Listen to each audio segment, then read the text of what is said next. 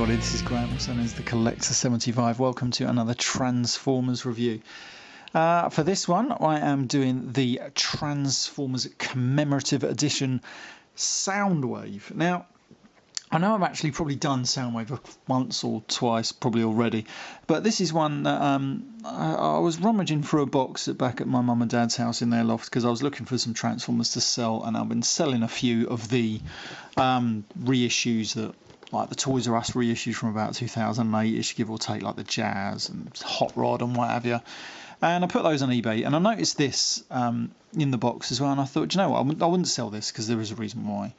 But I thought, you know what, I'll actually do a review of it. I've probably shown this off once or twice on another video, but I really did like this one. I got this from Toys R Us over here somewhere, probably Hayes.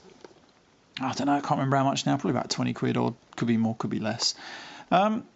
And they sold out really quickly. You can probably get them these days, probably for a silly inflated price. Maybe I'm wrong, I was going to check eBay before I did this. But you know, this is actually a really good one, because this is usually over here we used to get the ones with all the silly about 15 languages on, but this one, whether it was just a US import or what, I don't know if they did one with all the silly languages on it, I don't know, but it does have just all the English language. So we've got the great Dreamwave artwork there, a little bit of a bio of everything. Great artwork from, was it Patley, I think, done that, I'm not sure, can't remember now. But then we open it up, and then we do have this amazing pop out little bit there. We got Soundwave's bio up the top there, and who it comes with. You got Laserbeak and Ravage, and then you've got them also in the pack here. Now I'm trying to get it so there's proper light on it. As you can see, I do have a couple of other cassettes in there as well. I got this out because I haven't looked at this for absolutely years, honestly. And I thought to myself, wow, it actually comes with 4 cassettes. But it doesn't. It just comes with Laserbeak and Ravage. It's just that I put a couple of my knockoff Ravage and Rumble and Frenzy in there. Just to bulk it out, really. Put them somewhere. Right, so let's crank this guy out. There we go. Now I have to be careful how I get this out. There is a reason. So we get him out like that. I'm going to put the box over to one side. Right then, and then as you can see, it comes in the usual tray. Now this is just a recolor actually of the Sound Blaster that came out for the special collection. I can't remember what number it was. It might have been number 18. I can't remember. Yeah, so this is literally just a recolor in Soundwave colours, which is quite novel in itself. Anyway, right, I'm going to turn it up like this. It does come with the instructions, and it does come with his stickers as well, which is a direct reproduction of the Japanese Sound Blaster one. Now we're going to empty this out. Now I have to be able to empty it, open it upside down, because I do have all the weapons for Rumble and Frenzy there. And then in the box you're going to get Soundwave. I'm going to put him over there. Let me just bring this down a little bit now. And then you're going to get Ravage, which we've seen loads of times. That's a good reproduction of Ravage there. Yeah, nothing like that. Lovely chrome on them. Of course it would be, because this is obviously brand new. I'm going to leave them in the box. I don't really want to get Ravage out, to be honest. No real massive reason. Did he go around that way? Yeah, he did. That's it. And then we're going to get Laserbeak as well. That is a good Laserbeak.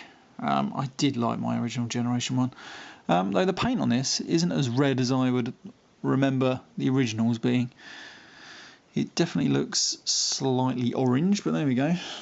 But it's not a knockoff or nothing like that. And then we're going to come to Soundwave's weapons as usual in here, and these, which aren't on a sprue, they're just loose but in little plastic inserts. And then we're going to come, we've got the 2 little cassettes, tapes things. So anyway, so let's come to Soundwave. Like I said before, he is just literally a recolor of Sound Blaster, and Sound Blaster of course could hold 2 cassettes. And so this makes this quite a unique version of Soundwave, in the fact that Soundwave here can hold 2 cassettes, because this is the only version that has ever been released of Soundwave being able to hold 2 cassettes, which is quite novel.